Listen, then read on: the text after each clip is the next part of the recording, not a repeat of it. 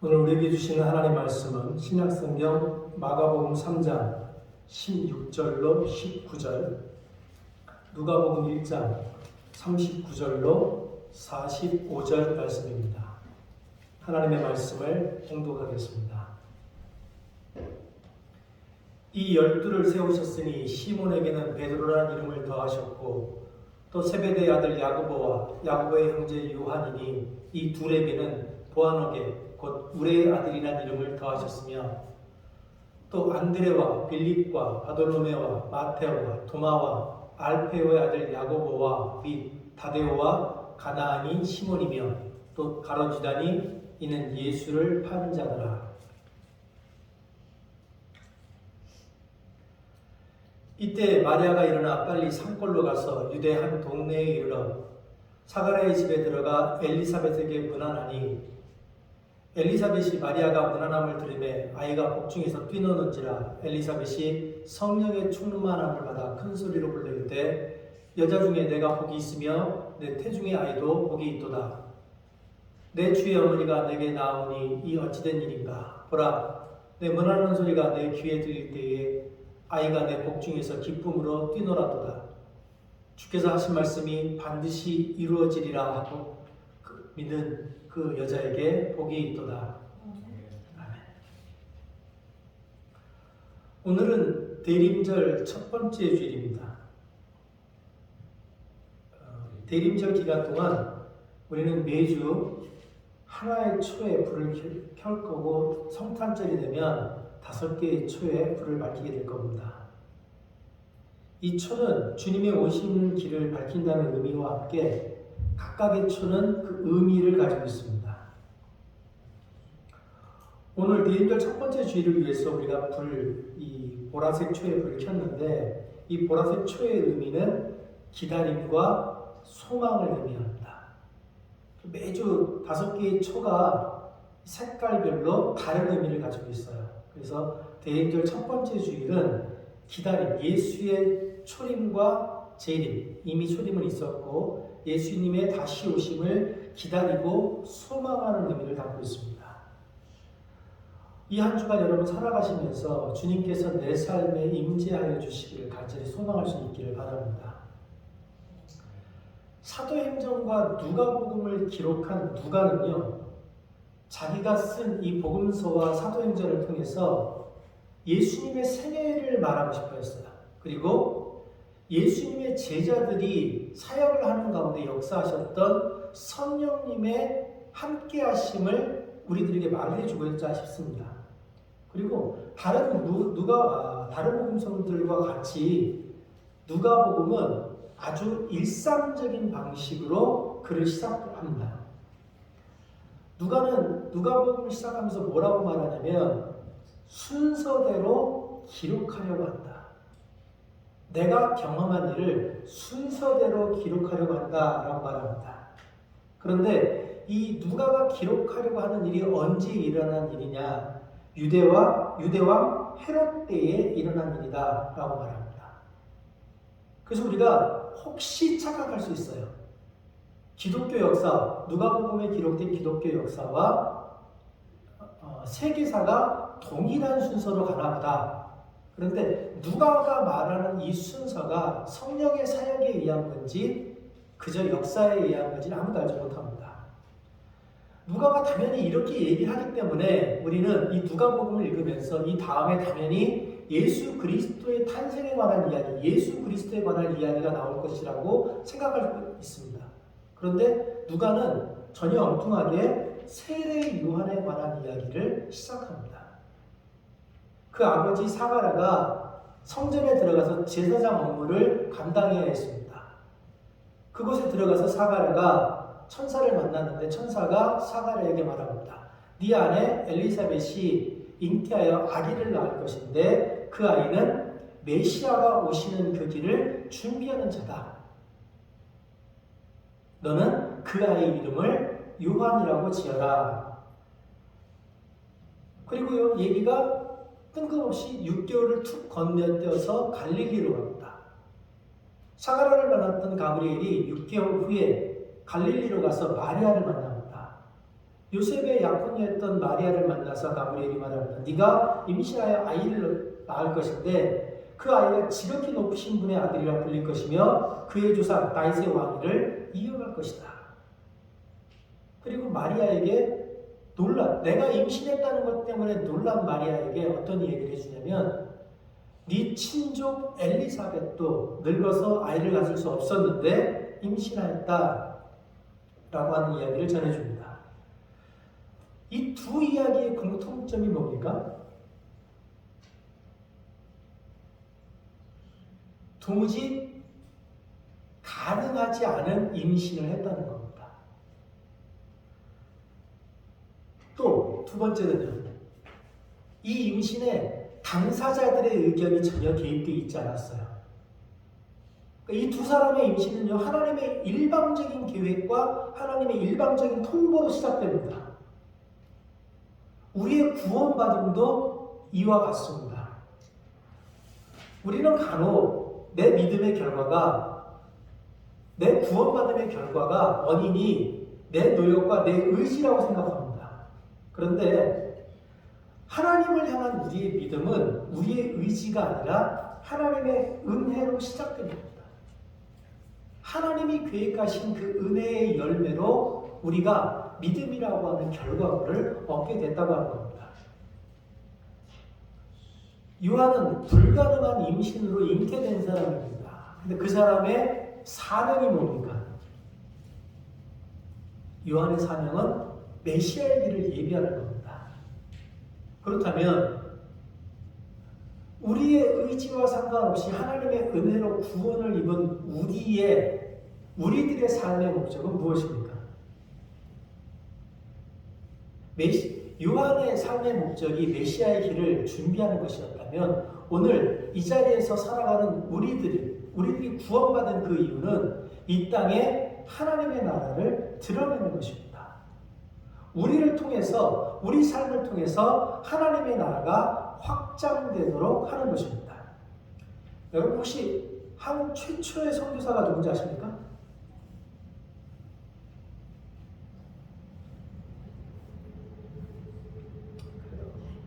아버지 어머니 이름을 알면 되죠. 귀칠라프라고 하는 사람이 1832년에 처음으로 한문으로 된 성경을 조선에 전했습니다. 1866년에는 로버트 토마스라고 하는 사람이 제너럴 셔먼호, 한국에서 중고등학교를 다니신 분들은 다 한 번쯤은 들어보셨잖아요. 그죠? 이 배를 타고 한국에 들어오다가 죽습니다. 그래서 한국 기독교회사는 로버트 토마스를 최초의 순교자, 조선을 위한 최초의 순교자로 기록합니다. 1870년대에는요, 스코틀랜드 장로회 소속이었던 로스가 성경을 한글로 번역합니다.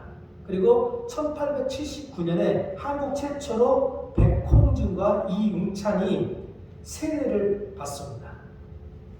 1884년에 감리교 선교사 맥클레이가 조선에서 교육과 의료 사업을 할 수 있도록 고종이 허락합니다. 또 같은 해 미국 장로교 소속 알렌이 한국에 들어왔고 1885년에는 장로교 소속 언더우드, 여기서부터는 들어보셨죠? 언더우드가 들어왔습니다. 그리고 아펜젤러, 감리교 소속이었던 아펜젤러가 한국에 들어와서 본격적인 선교가 시작됩니다. 여기까지는 한국에서 중고등학교를 다녔으면 한두 번쯤은 들어보셨을 법한 얘기예요. 제 질문은 이겁니다. 그렇다면 조선인 최초의 순교자는 누굽니까?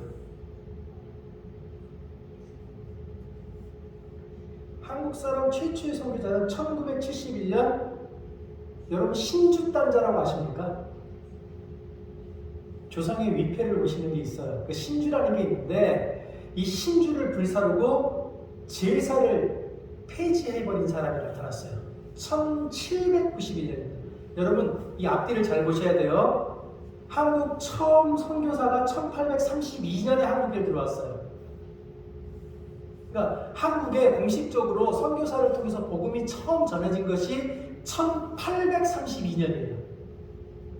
그런데 한국인 최초의 순교자가 언제 죽냐면 1791년에 나옵니다. 그러니까 선교사들에 의해서 복음이 한국이 전해지기 전에 이미 스스로 복음을 깨닫고 하나님을 믿고 그래서 제사를 폐지하고 어머니 제사를 천주교식으로 드렸던 순교자가 나옵니다. 이 사람이 윤치중입니다. 그럼 이 윤치중이라는 사람은 어떻게 복음을 들었을까요? 정야경 선생을 아시죠? 정야경 선생을 통해서 복음을 전해 들었어요. 여러분, 그 한국사를 조금 알면 조선이 얼마나 대단한 나라인지, 한국이 얼마나 대단한 나라인지 아실 수 있어요. 원고에 없는 얘기인데, 그 언더우드가 한국에 선교를 들어와서 본국에 선교 편지를 보냅니다. 그때 이렇게 말해요. 우리는 뿌리지 않았으나 열매를 거두었습니다. 본인들이 선교하기 전에 이미 한국에 그리스도인들이 있었던 거예요. 자, 그렇다면 한국 최초의 기독교인은 누굽니까? 문서상으로. 홍길동전을 누가 지었죠?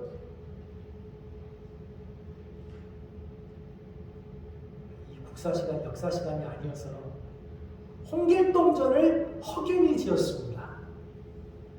한국 역사에서는 최초의 기독교인을 허균으로 기록합니다. 그 박지원이라는 분이 쓴 연안집이라는 하는 책이 있어요. 이 책 2권에 보면 이런 말이 나옵니다. 야사에 의하면 구라파, 유럽이라는 나라에 기리단, 기독교라는 도가 있는데 그 나라 말로 하나님을 섬긴다는 뜻이다. 12장의 기도서가 있는데 허균이 사신으로 중국에 갔을 적에 그 기회를 얻어가지고 왔다고 한다. 그렇다면 사학이 우리나라로 들어온 것은 아마도 허균에서 시작된 것이다. 현재 사학을 배우는 무리들은 자동적으로 허균의 잔발이다. 그 언론과 습관이 한 꿰미에 깬 듯이 전해져 내려왔으니 그들이 사설을 유달리 좋아하고 지나치게 혹하는 것은 당연한 일이다. 이 기록에 의하면 허균이 자기가 살던 시대의 양반들과 기독교에 대해서 논쟁하는 걸 그렇게 좋아했답니다.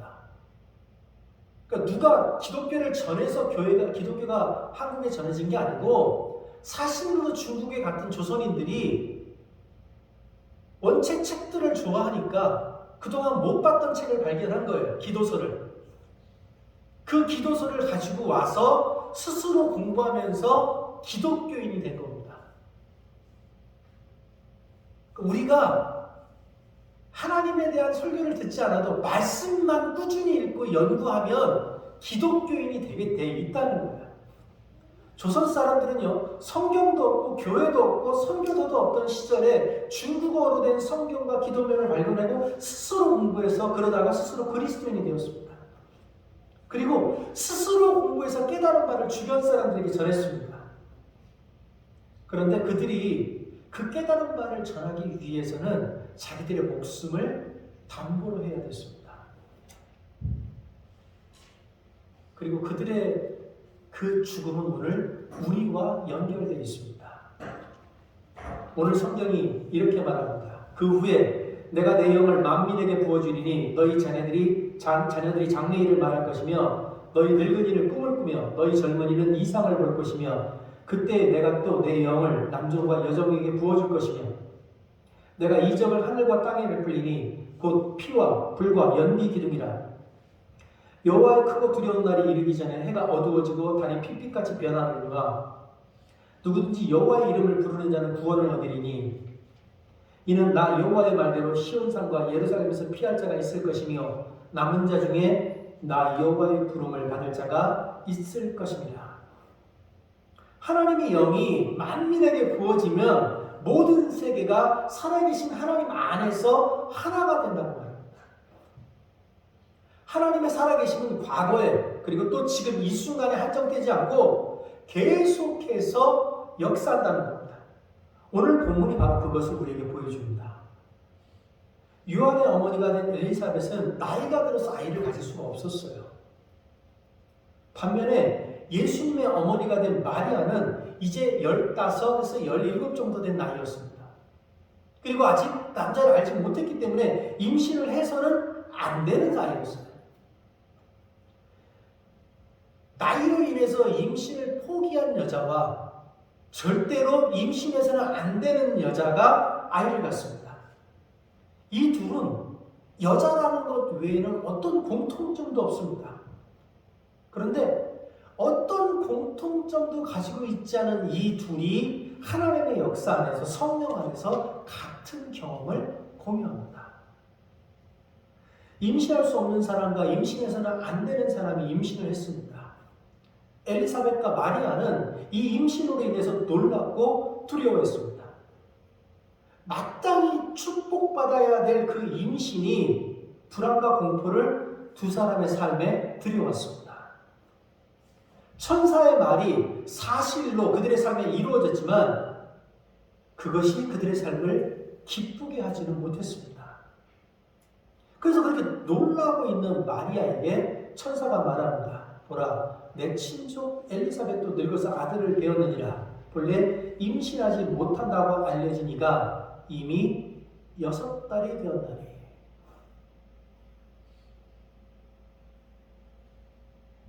내가 어떻게 임신을 할 수 있지?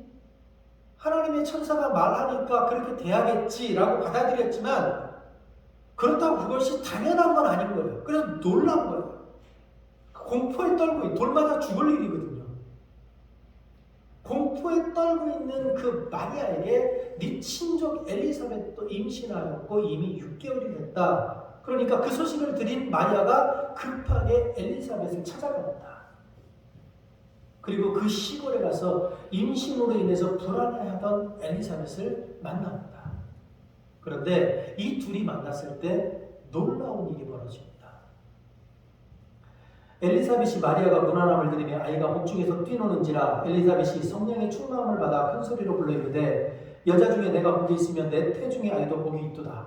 내 주의 어머니가 내게 나오니 이 어찌된 일인가? 보라, 내 무난하는 소리가 내 귀에 들릴 때에 아이가 내 복중에서 기쁨으로 뛰놀았도다.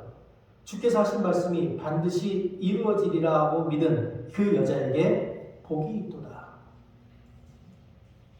너무나 놀라운 일이지만 예기치 않았던 임신으로 인해서 근심과 걱정, 불안에 짓눌려 있던 두 여인이 만났습니다. 그리고 이 만남으로 인해서 그들이 가지고 있던 근심, 걱정, 그리고 불안이 기쁨과 찬양으로 바뀌게 됩니다. 놀라움이 기대함으로 바뀌었습니다. 걱정이 소망으로 바뀌었습니다. 한숨이 찬양으로 바뀌었습니다. 성령의 역사가 그들의 모든 근심과 걱정을 기쁨과 찬양으로 바꿔놓았습니다. 혹시 이 자리에 계신 우리도, 여러분도 근심과 걱정, 불안이 있습니까? 여러분을 걱정하게 하는 것은 무엇입니까? 여러분을 불안하게 만드는 것은 무엇입니까? 집안 식구들 때문에 걱정하십니까? 학교 때문에 힘들어하십니까? 직장 때문에 불안하십니까? 아니면 미래 때문에 염려하고 계십니까? 반대로 여러분이 가장 편안함을 느낄 때는 언제입니까? 우리 삶에 있는 걱정과 불안에도 불구하고 언제 가장 편안하게 웃을 수 있습니까? 여러분 언제 가장 편안한 마음으로 수다할 것입니까? 보통은 친구랑 있을 때입니다. 나와 비슷한 사람들과 있을 때, 나와 비슷한 사고를 하는 사람들과 같이 있을 때, 나와 비슷한 정치색을 가지고 있는 사람들과 있을 때, 나와 비슷한 신앙색을 가진 사람들과 같이 있을 때 우리는 편안함을 느끼고 때로는 기쁨을 느끼기도 합니다. 사람들이 자기랑 비슷한 사람과 함께 있을 때 편안함을 느끼기 때문에 모임을 만드는 거예요. 탁구 치는 모임, 농구하는 모임, 영화 보고 토론하는 모임, 책 읽고 토론하는 모임, 테니스 치는 모임, 축구하는 모임, 등산하는 모임. 하다 갈 데 없으면 동창회라도 가죠. 비슷한 사람들을 만나서 그 안에서 편안함을 느끼고 싶은 거예요. 그 안에서 동질감을 느끼기 때문에 편안한 겁니다. 문제는 그 동질감이 너무 강해졌을 때입니다. 어떤 모임이든지 동질감이 너무 강해지게 되면 폐쇄적이 돼요. 자기들만의 비밀을 공유합니다. 자기들만의 문화를 만들어서 타인을 배척합니다. 대표적인 예가 청소년 그룹이죠. 우리 청소년들이 그룹이 되게 중요해요. 그래서 내가 그 그룹에 끼어 있느냐, 안 끼어 있느냐가 인생의 행복을 좌우한다고 믿습니다. 근데 그 그룹에 막상 들어가 보면 별게 없어요. 그런데 왜 들어가야 돼요? 내가 그 그룹에 속하지 않으면 친구들이 나를 왕따시킨 것 같거든요. 어른들은요, 청소년들은요, 우리 같은 어른들이랑 있는 걸 별로 좋아하지 않습니다. 힘겨워해요. 불편해합니다. 왜 그럴까요? 저 친구들이 사용하는 언어와 우리가 사용하는 언어가 같은 언어인 것 같지만 전혀 다른 언어이기 때문에 그렇습니다. 같은 세상을 살면서 같은 세상을 바라보고 있는 것 같지만 전혀 다른 세상을 바라보고 있기 때문에 그렇습니다. 그리고 젊은 친구들 입장에서 보면 어른인 우리들이 별로 잘 사는 것 같지도 않은데 자꾸 자기들 인생에 훈수를 둬요. 자기나 잘 살면 될 것 같은데 자꾸 내 인생에 끼어들어서 이래라 저래라 말하니까 어른들과 있는 게 힘든 겁니다. 살아가는 세상이 같다고 생각하는데 다른 세상을 살고 있고 다른 방식으로 세상을 해석하기 때문에 다른 문화를 가지고 있는 거예요. 그래서 힘든 겁니다. 청소년들만 그럴까요? 우리도 그렇죠. 우리는 정치로 편을 가르죠. 그 코로나가 한참 창궐했을 때요. 제가 살고 있는 지역의 주민들은 코로나를 거짓말이라고 했습니다. 이 민주당 정부가 국민들을 통제하기 위해서 코로나라고 하는 공포를 만들어서 퍼뜨리고 있다. 그래서 백신도 안 맞고 마스크도 안 쓰고 교회에 마스크 쓰고 막 화내요. 정치로 편을 갈라요. 재산으로 편을 가릅니다. 어느 정도 집에 사느냐, 통장 잔고가 얼마 되느냐, 어떤 차를 타느냐, 어디 살고 있느냐. 그 편가르기를 대표적으로 하는 것이 교회입니다. 교회 오면 어떻게 편이 나뉘죠? 남선교회, 여선교회. 참 저는 링컨교회가 좋아요. 나눌 수가 없어. 수가 작아. 여기서 나눠버리면 교회를 해체를 해야 돼. 근데 애지간한 교회를 가면요. 남선교회, 여선교회. 남선교회, 여선교회만 나누지 않아요. 여선교회도 남선교회도 나이로 다 나눕니다. 불편하다는 거예요. 제가 한 번 있다가 나이를 섞었어요. 하고 제비뽑기 해갖고 막 섞어놨어요. 그랬더니 그걸 발표를 했더니 와 이건 4.19는 될 것도 아니야. 교회가 막 뒤집어지는데요. 어른들도 싫다고 그러고 젊은 친구들도 싫대요. 불편하대요.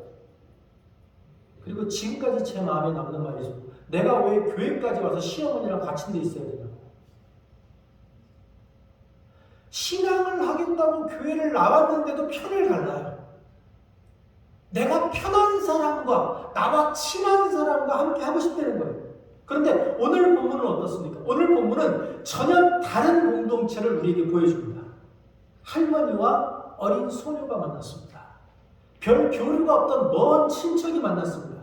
전혀 공통점이 없는 두 여인이 하나님께 받은 은혜를 공유합니다. 할머니와 소녀가 자기 삶에 있는 불안과 공포를 함께 나눕니다. 그리고 그들의 만남을 통해서 세례 요한과 예수가 만나게 됩니다. 마리아와 엘리사벳의 만남은 예수와 세례 요한의 만남을 예비하는 모임이 되었습니다. 하나님의 은혜는 그렇게 전혀 다른 사람들의 모임을 통해서 준비되었고 퍼져나가는 겁니다. 교회 공동체는 사회 공동체와 근본적으로 다른 양상을 보입니다. 예수님의 12제자는 어떻습니까? 오늘 우리가 예수님의 12제자 이름을 불렀는데 12제자는 그 삶의 배경, 삶을 대하는 가치관과 태도가 전혀 다른 사람들입니다. 이 12제자 안에는요, 물고기 잡던 어부들이 있었습니다. 친로마 세력, 이스라엘을 로마에 팔아먹는 세리 마태가 있었습니다. 또 그런 사람들을 길거리에서 만나면 무조건 칼로 찔러서 죽이는 열심당원 시몬도 있었습니다. 또 그 안에는 영적인 것만 추구하는 제자들도 있었습니다. 만약 예수님이 없는 상태에서 이 12이 만났으면 어떤 일이 벌어졌을까요? 최소한 세리마태는 칼 맞고 죽었을 겁니다. 일단 열심당인 시몬이 12 중에 세리마태는 죽여놓고 나머지들 중에 누구를 죽일지 살릴지를 결정하고 있었을 거예요. 도무지 하나가 될 수 없는 사람들이 예수님의 이름 안에 모인 겁니다. 전혀 다른 가치관, 세계관, 사람을 대하는 태도, 전혀 다른 태도들을 가진 사람들이 예수님의 제자로 불려 모인 겁니다. 그리고 3년을 같이 지냅니다. 그들 사이에 이 3년 동안 얼마나 많은 갈등이 있었겠습니까? 서로에 대한 불만과 갈등이 얼마나 많이 그들 안에 존재했겠습니까? 정치색만 다른 게 아닙니다. 그들은요, 그 3년 동안 틈만 나면 하나님 우편에 앉게 해달라고. 내가 예수님을 3년 동안 따라다니고 있으니까 내가 결정적인 순간에 권력을 갖게 해달라고 예수님께 졸랐습니다. 그들은 예수님의 제자로 부름을 받았음에도 불구하고 끊임없이 그 안에서 경쟁하고 싸우고 있었습니다. 그런데 그런 제자들과 3년을 동행하시는 예수님이 그들에게 너희 모두가 똑같은 신념을 가져야 한다라고 말씀하지 않습니다. 그냥 네 신념대로 살아라 라고 말씀하세요. 그들 안에 있는 그 다툼을 인정해 주십니다. 그들 안에 있는 그 다름을 인정해 주십니다. 그걸 견뎌주시고 참아주십니다. 물론 중간중간 잘못된 것에 대해서 지적을 하셔요. 예를 들면 요한이 예수께 여짜오되 선생님, 우리를 따르지 않는 어떤 자가 주의 이름으로 귀신을 내쫓는 것을 우리가 보고 우리를 따르지 아니함으로 금하였나이다. 예수께서 이르시되 금하지 말라. 내 이름을 의탁하여 능한 일을 행하고 즉시로 나를 비방할 자가 없느니라. 우리를 반대하지 않는 자는 우리를 위하는 자니라. 그러니까 요한이 어떤 사람이냐면 예수님의 이름으로 귀신을 쫓아냈어요. 근데 이 사람이 예수님을 안 따라다녀. 우리 편 아니라는 거야. 그러니까 넌 우리 편 아니니까 예수님 이름 쓰지 마 라고 그 사람을 배척한 거예요. 근데 예수님께서 그런 행동하지 말라는 거예요. 편가르기 하지 말라는 거예요. 모두가 다 나만 따라야 되는 건 아니라는 거예요. 예수의 이름 안에 있다면 예수님 그룹과 동시에 함께 다니지 않더라도 받아들일 수 있어야 된다는 거예요. 또요, 예수께서 승천하신 기약이 차감해 예루살렘을 향하여 올라가기로 굳게 결심하시고 사자들을 앞서 보내시며 그들이 가서 예수를 위하여 준비하려고 사마리아의 한 마을로 들어갔더니 예수께서 예루살렘을 향하여 가시기 때문에 그들을 받아들이지 아니하는지라. 제자 야고보와 요한이 이를 보고 이르되 주여, 우리가 불을 명하여 하늘로부터 내려 저들을 멸하라 하기를 원하시나이까. 예수께서 돌아보시고 꾸짖으시고 함께 다른 마을로 가십니다. 예수님을 받아들이지 않았다고 다 죽여버리자 그러는 거예요. 우리 말에 동의하지 않는다고 다 죽여버리자 그래요. 예수 믿는 사람들, 예수를 따르는 사람들. 그것에 대해서 예수님께서 꾸짖으십니다. 또 시몬 베드로가 칼을 가졌는데 그것을 빼어 대제사장 종을 쳐서 오른쪽 귀를 베어버리니 그 종의 이름은 말고라. 예수께서 베드로더러 이르시되 칼을 칼집에 꽂으라. 아버지께서 주신 잔을 내가 마시지 아니하겠느냐. 예수님을 사랑하는 행동이긴 해요. 그런데 그렇다고 예수를 잡아오는 사람을 칼로 쳐서 그 귀를 떨어뜨렸대요. 우리가 잘못하면 내가 예수를 믿는다는 그 열심 때문에 다른 사람에게 상해를 느끼면서 그게 당연한 것인지 괜찮은 것으로 받아들일 수 있다는 거예요. 근데 예수님께서 그런 행동을 허락지 않아요. 다른 가치관을 가지고 살아가는 것을 허락하셔요. 내가 너희가 각자의 가치관과 각자의 삶의 태도를 가지고 사는 것을 허락했으니 너희도 타인이 그렇게 사는 것을 허락하라는 거예요. 예수가 예수가 주라는 것을 고백하는 것에 하나가 됐다면 우리 모두는 굳이 같은 사람이 될 이유가 없다는 겁니다. 이렇게 자기에게 동의하지 않는다고 타인을 상하는 일이 아니면 예수님은 제자들의 삶의 방식을 특별히 거론하지 않으셨어요. 우리 모두가 다 같은 방식으로 살아야 한다고 말하지 않으셨어요. 그리고 그렇게 각자의 방식으로 예수님을 따르던 제자들은요, 오순절 성령 강림, 성령의 임재를 경험한 후에 각자의 삶의 방식 안에서 복음을 품고 세계 각지로 흩어졌습니다. 그들이 복음을 품고 흩어질 때 그들이 찾아간 곳은 그들과 동질의 색을 지닌 곳, 그들과 비슷한 사람들이 살고 있는 곳, 그런 곳이 아니었어요. 그들과 전혀 다른 삶의 장소로 찾아갔습니다. 복음을 받은 사람의 삶, 하나님이 주신 은혜를 경험한 사람의 삶은 이런 겁니다. 나와 전혀 다른 사람의 삶도 풀어줄 수 있는 사람이 복음을 받은 사람입니다. 접점이 없던 엘리사벳과 마리아가 만났던 것처럼 전혀 다른 12명의 제자가 예수님 안에서 한 제자가 되었던 것처럼 우리도 예수님 안에서 전혀 다른 주변 사람들과 함께 지내는 법을 배워야 합니다. 노자에 보면요, 상선약수라고 하는 글이 있습니다. 물은 흘러 바다로 간다라고 합니다. 원체 뜻은 최고에서는 물과 같다라고 하는 뜻인데 이 노자기를 쭉 읽어보면 무슨 말을 하냐면 물은 높은 데 머물지 않고 흘러 점점 낮은 곳으로 간다는 거예요. 그렇게 낮은 곳으로 흘러가면서 만물을 이롭게 한다는 겁니다. 그 낮은 곳으로 흘러가는 물이 있기에 만물이 생존할 수 있다는 겁니다. 그리스도인은 어떤 사람입니까? 우리는 어떤 사람입니까? 우리는 세상을 살리는 사람입니까? 아니면 세상을 분림하는 사람입니까? 그리스도인은 흘러 밑으로 가는 사람입니다. 그래서 죽게 받은 그 생명을 세상에 나누는 사람입니다. 노자의 마지막 장인 81장에는요. 천지도 이이브레 성인지도 위비제이라고 하는 글이 있습니다. 천지의 돈은 이로울지언정 해롭지 않고 성인의 돈은 일하되 다투는 법이 없다. 여러분, 우리는 주님의 복음을 들고 다투는 사람이 아닙니다. 불의를 보고도 회피하거나 도피하는 사람이 아닙니다. 복음을 들고 있는 사람은 싸움을 이기기 위한 싸움이 아니라 하나님의 나라를 건설하기 위한 싸움을 하는 사람입니다. 그리스도인은 남 위에 군림하는 자리가 아니라 남을 섬기는 자리로 흘러들어가는 사람들입니다. 사람들이 가고 싶어 하지 않는 곳, 비천한 곳, 소외된 곳, 억압받는 곳, 남들이 가고 싶어 하지 않는 곳으로 간다는 말입니다. 삶을 살아가는 우리 안에 어떤 불안과 공포가 있을 수 있습니다. 나와 다른 사람들 때문에 마음에 불편함이 있을 수 있습니다. 세상은 살기 힘든 시대라고 외치면서 계속해서 우리를 힘들게 하려고 합니다. 실제로 금리는 오르고 있고 경제는 침체되고 있고 미래는 불확실합니다. 그래서 우리 마음 가운데 염려가 생길 수 있어요. 그러나 그렇다고 해서 그런 것들이 우리의 마음을 흔들도록 내버려 두어서는 안 됩니다. 여러분 기억하십시오. 세상은 항상 불안했습니다. 세상은 항상 어려웠습니다. 그러나 그리스도인들은 그 불안하고 어려운 세상을 하나님만 바라보면서 이겨내왔습니다.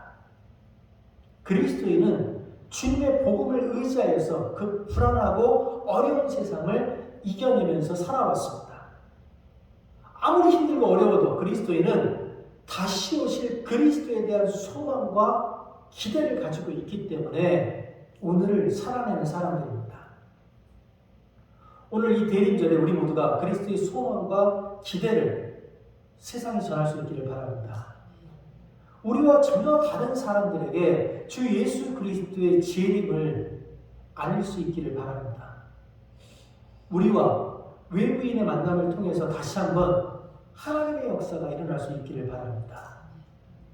우리에게 주신 하나님의 은혜가 강물처럼 흘러서 우리 가정과 우리 교회와 주변 사람들과 세상으로 흘러갈 수 있기를 소망합니다. 기도하겠습니다.